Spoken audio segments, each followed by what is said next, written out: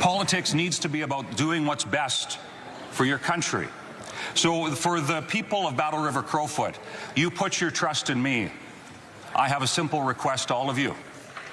I would ask that you trust me as I ask you in this upcoming by-election to put your trust in Pierre Poilievre and elect him as the Member of Parliament for Battle River Crowfoot.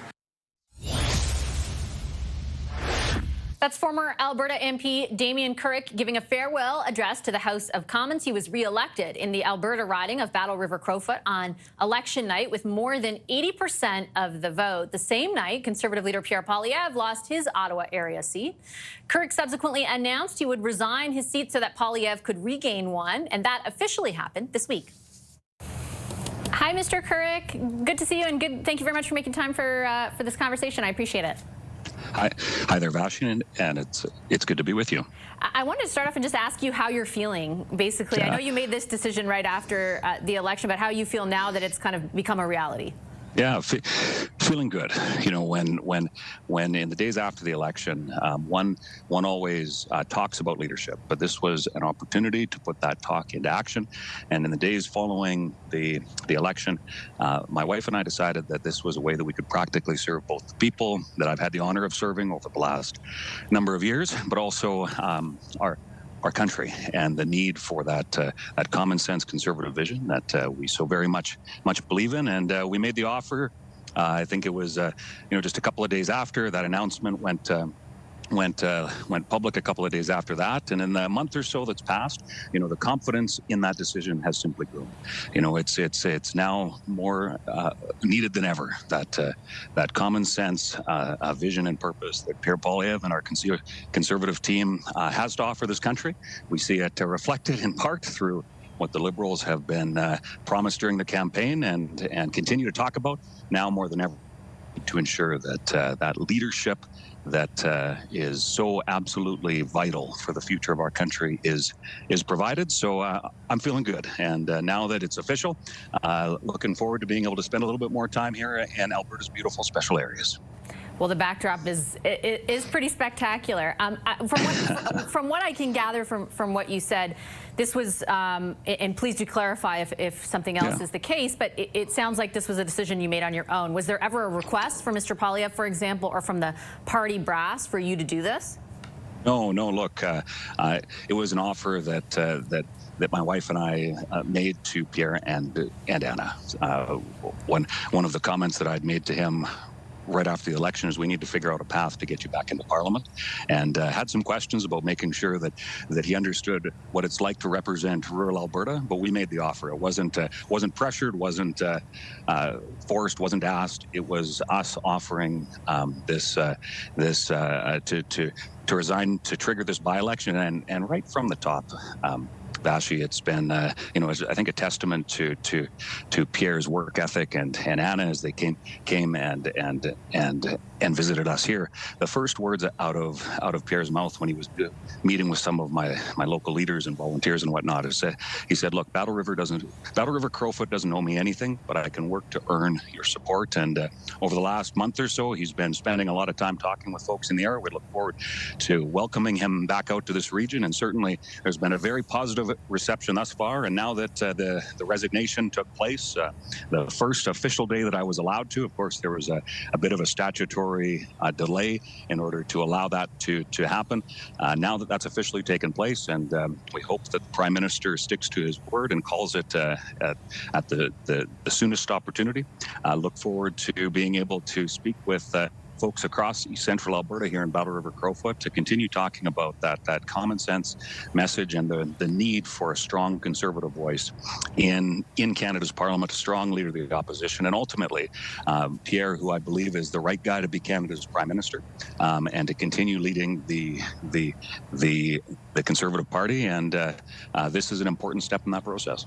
I have a number of questions about your constituents in a moment, sure. But there was some reporting that you were, I think, a number of months away, for example, from qualifying for your pension. You've been an MP for a long period of time representing your riding. Did the party offer to compensate you for what you're at a loss for, or is there anything that you're getting in return for this decision? No, and actually, I didn't get into politics for my pension. I got into politics to serve the communities in which I grew up in, played sports in as a kid, and have continued to volunteer prior to running for office, volunteering as somebody passionate about politics. So this was a practical way that I could give back to the region that I love and care about so much, and look forward to being able to see Pierre be that passionate representative of this region in Parliament. And when it comes to the question about the pension, look, like I said, I didn't get into politics because of the pension. And when one is talks about leadership, one has, those rare opportunities in life where you can put that talk of service into action, and that's simply what this was. And in the meantime, I look forward to being involved, both helping Pierre and in whatever way I can during the by-election here locally, and continuing to support the Conservative cause. Not sure exactly what that looks like yet, as I'm sure you can imagine. It's been a busy month or so dealing with the details of planning for the resignation that took place yesterday. But look forward to being able to spend more time with my wife and kids here in rural Alberta, while I continue to support that national Conservative cause. And plus, I've farmed both prior to my time in politics. I've been involved in my family's farm during my time in politics, and I look forward to being able to spend a little bit more time on a tractor in the meantime. And but when it comes to the plan going forward, actually, the only plan that I have is that make this offer to step back for the time being, but I'm not planning to retire from politics. So I've been very clear to both my constituents that I'm stepping down for the remainder of the 45th Parliament, but I do look forward to once again running to be the voice for Battle River Crowfoot in the 46th Parliament. Obviously, it won't be up to me to decide who gets to be either the next MP after the by-election or the next MP after the next general election. But look forward to being able to continue to be that passionate advocate for rural East Central Alberta, just for a few months, maybe a few years, up to 4 years. It just won't be from a seat in Parliament. So how, can I ask then, does that mean that Mr. Poilievre has agreed to only be the representative should he win the by-election for the duration of this Parliament? And how is that fair to your constituents, right? Like, to have somebody that's just there for the time being in order to secure a spot in Parliament to further his own and your party's political interests, is that really about representing people who live in your riding? Look, Vashi, the people of Battle River Crowfoot have made it clear that they're on side with our Conservative vision. More than 80% of the good folks here in Battle River Crowfoot voted for that Conservative vision. And as I've spoken to hundreds and hundreds, if not thousands, of folks since I made the announcement that I was offering to resign. There's been a massive a swell of support. People saying, look, this is a tremendous opportunity, a chance for rural Canada to have a future Prime Minister represent them, to be able to put into the national spotlight the concerns that are so very, very present here. And it's the same concerns, Vashi, that we talked about over the course of the election. Things like making sure that we deal with the consequences of inflation, making sure that we have a plan to actually build national infrastructure projects like pipelines to ensure that our ag sector is supported and not continually attacked. These are the things that Pierre and our Conservative team ran on in the last general election, and that is the same vision that I know Pierre is continuing to talk about. And needing to hold the Liberals to account in the process is so fundamentally important.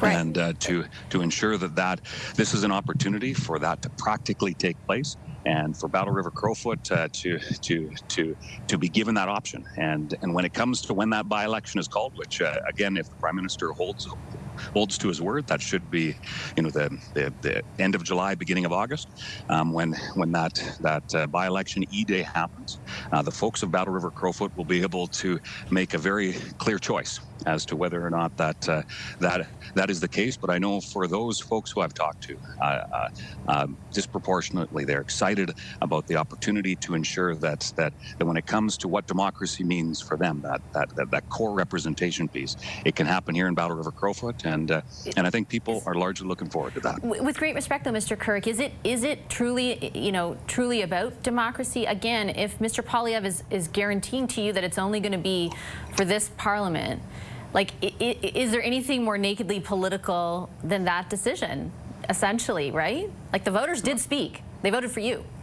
Yeah, and they voted for our conservative vision led by Pierre Poilievre, and I'm confident, Vashi, that is the vision. And what I think is unfortunate is that there are so many that would try to make politics about simply themselves. And when it came to the opportunity to put country before self, that's the decision that Danielle and I made, and obviously it's up to the people of Battle River Crowfoot in this process. But as I've spoken to tons of people in the process, being able to provide this opportunity for a region of the country that has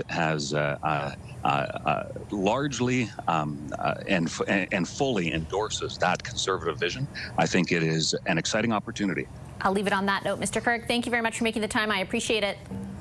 Thank you, Vashi. I appreciate it, and hope things are going well there in Ottawa. Same to you. Thank you.